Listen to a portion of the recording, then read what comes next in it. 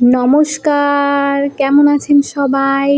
আশা করছি খুব ভালো আছেন। চলুন আজকে আমি আবার এসে হাজির হয়ে গেছি আজকের একটি ভ্লগ নিয়ে। দেখতেই পাচ্ছেন কদিন ধরে আজ প্রায় 2 দিন সমানে বৃষ্টি হচ্ছে। একটু পাখি পক্ষী গাছপালা যেন মন খুলে ভিজছে। তাই আমারও এই একঘেয়ে বৃষ্টি হলে তো একটু একঘেয়েমি আসেই, তাই না? যত যাই হোক বাইরে বেরোনো যায় না, কিছুই করা যায় না। তাই চলুন আজ হঠাৎ বসে বসে মনে হলো কিছু একটা সন্ধেবেলায় মচমচে কিছু একটা বানানো যায়। যেমন ভাবা তেমন কাজ। শুরু করলাম আজকে পেঁয়াজি গরম গরম। পেঁয়াজির এটা রেসিপি দেওয়ার কিছু নেই, তোমাদের সাথে এমনি শেয়ার করলাম। পেঁয়াজগুলো বেশ ভালো করে কেটে নিয়েছিলাম। একটু মোটা মোটাই ছিল, খুব একটা যে সরু সরু করে কেটেছি এমন নয়। তবে পেঁয়াজের সময় যত সরু সরু করে কাটা হবে তত বেশি ভালো। একটু হলুদ দিয়েছি, তাতে কিছুটা লঙ্কা কুচো নিয়েছি, তাতে কালো জিরে, খাবার সোডা আর নুন দিয়েছি। খাবার সোডাটা কেউ যদি মনে করেন যে স্কিপ করে যাবেন, অসুবিধা নেই। আমি এবার খাবার সোডাটা দিলে বেশ একটু ফোলে আর টেস্টও আমার একটু অন্যরকম লাগে, তাই দিই।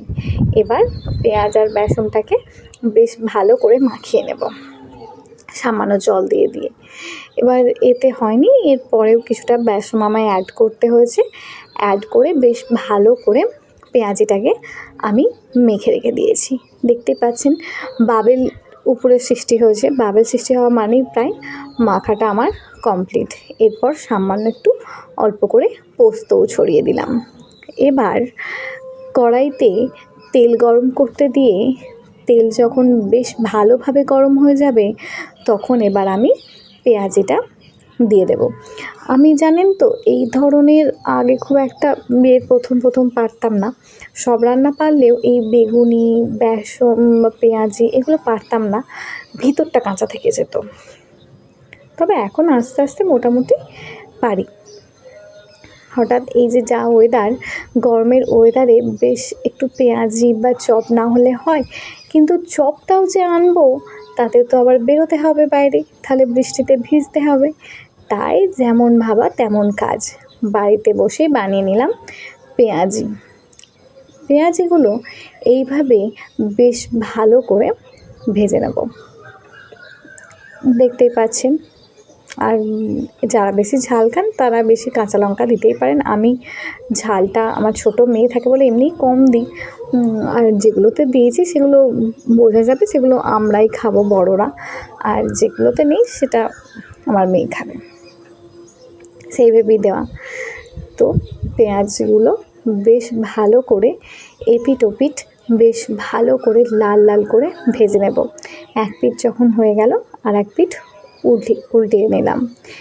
এবারে টানা 2 দিন, যতদিন গরম ছিল ততদিন তো হাঁসফাঁস করছিলাম আমি বর্ষার জন্য। আবার একটু 2 দিন বৃষ্টি হচ্ছে কি অমনি আর যেন ভালো লাগছে না। চলুন পেঁয়াজি প্রায় আমার রেডি হয়ে গেছে। এবার পেঁয়াজিগুলো বেশ ভালো করে তেল ঝরিয়ে তুলে নেব। অন্যদিকে দেখুন একটি পাত্রে আমি দুধ চা বসিয়েছি। উফ, পেঁয়াজির সাথে দুধ চা কি দারুণ যে কম্বিনেশান, অসাধারণ। একেবারে খাঁটি দুধের চা। রেডি হয়ে গেছে আমার পেঁয়াজি আর গরম গরম দুধ চা, দেখতেই পাচ্ছেন। আর দেরি নয়, চলুন তাহলে শুরু করা যাক।